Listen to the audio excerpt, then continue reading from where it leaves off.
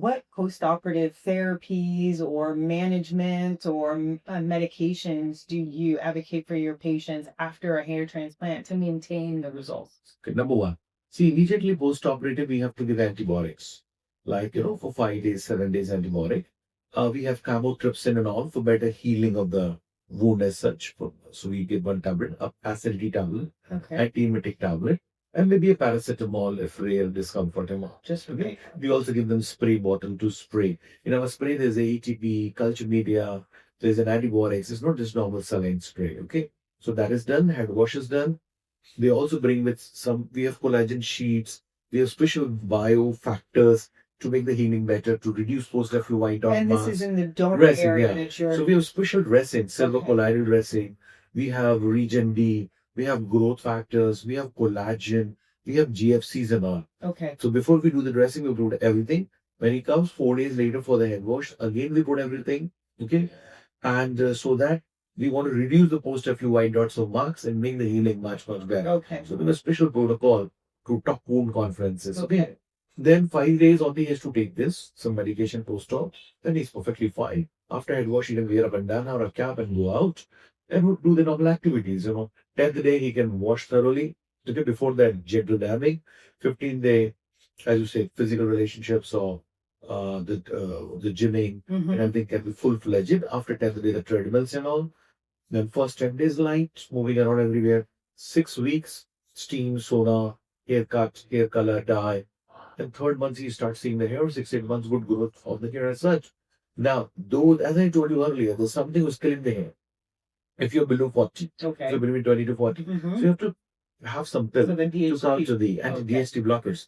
So then you got to have a minoxidil and some serums. Okay. You have, if you take this medication, then long-term results should be there. Okay. Although there's no guarantee of long-term results, if somebody says it's a red flag, because once the hair is grown, how the body behaves, nobody has any idea. But things are changing. So you have to constantly give those medications to increase Yeah, the so blood flow we have and to, prevent we want to increase the blood flow, angiogenesis, oxygenation, nutrition, good food. Everything needs maintenance. You brush your teeth, you wash your body, you do exercise. I clean my specs. Everything needs maintenance. So somebody is cleaning your hair, you give DHT blockers. If you feel the fear of side effects, you can give topical. Okay. If still you're fearing of side effect, you get injectable, which will not go inside. You might have a little natural version of DHT blocker, maybe okay. Then you can have some, many serums are there, apart from minoxidil also. You can have tablet minoxidil if you cannot put, but you don't suddenly stop minoxidil. Let it continue. Only if you're planning a baby, you stop medication till the baby is conceived. But one pill, one vitamin, and one serum is essential. Then we see that the patients can maintain. We don't want islands of hair. Right. We transplant here, then this hair go. We transplant here, then this hair go. What specific serums are you talking about that the patient needs? See, the most common one that we approve is the minoxidil. Okay. A combination of minoxidil Finasteride. Then there are Capixyl, Amnixyl, Rosemary, and again, there are growth factor-based serums. There are growth factors available to, upregulate the stem cells within the hair follicle. Okay. So the future of the hair loss will be, see, this is the hair follicle, these are stem cells. So they create this black color hair follicle, right? Medulla cortex and all. So they become dormant due to stress, due to many factors. So that's what you become thin hair and lose hair. So a lot of new growth factors to stimulate these stem cells are coming into the market with promising results. Growth factors in the serums. Yeah. Okay. So some great growth factors to upregulate the stem cell. Get the stem cell activated, hairs will be back. Okay. Even if white hair, the future will be melanocyte stem cells, and if they get activated, they will get the pigment. Oh wow, keep your hair dark. Yeah. So That'd be not great. now. So work is in progress, but we have to keep trial and error. Because see, what was in medical science 10 years back, what people must have thought. Now it's the mainstream. Yeah. So 10 years down the line, whatever is the experimental stage will be the mainstream. That would be great. They have to dye their hair, huh? So in our clinic, future is now. What will come 10 years down the line?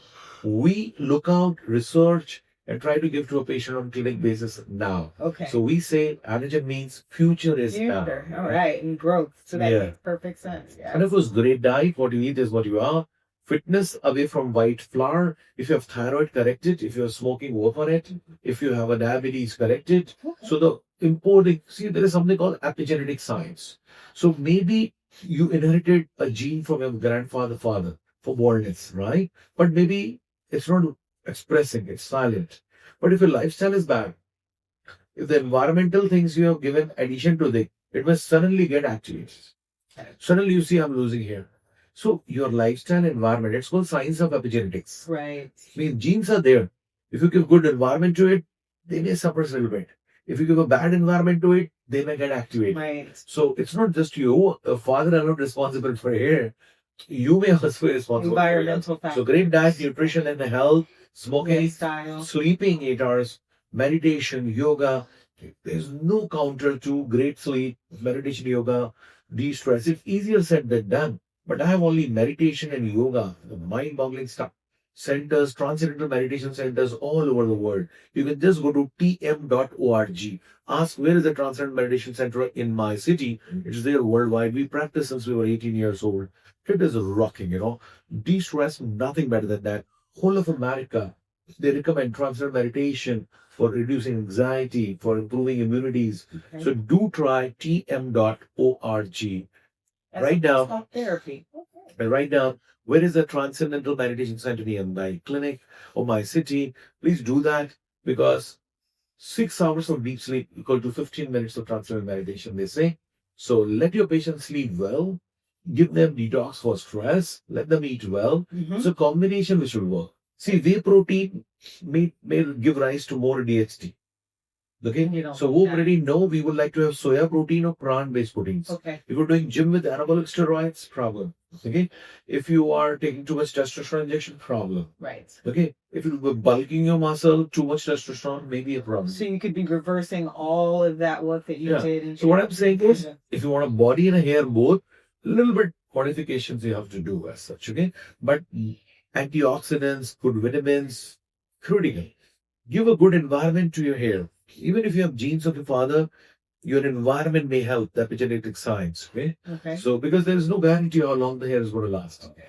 Because the world has changed a lot, physiology has changed. So make sure that you supply good stuff to your hair follicles to maintain it longer. Yeah, if you've crossed 40, 45, the gene DHT, which was responsible for the hair, it has switched off. Now it's only senile or old age related hair loss. So those who are around 40, good news, their hair may last longer rather than those who are around 20 to 40. Yeah. That all depends on genetics. Genetics is the key. But also those lifestyle factors. Yeah, lifestyle factors are and all. So genetics plus the latest is epigenetic science, the environment also having good role.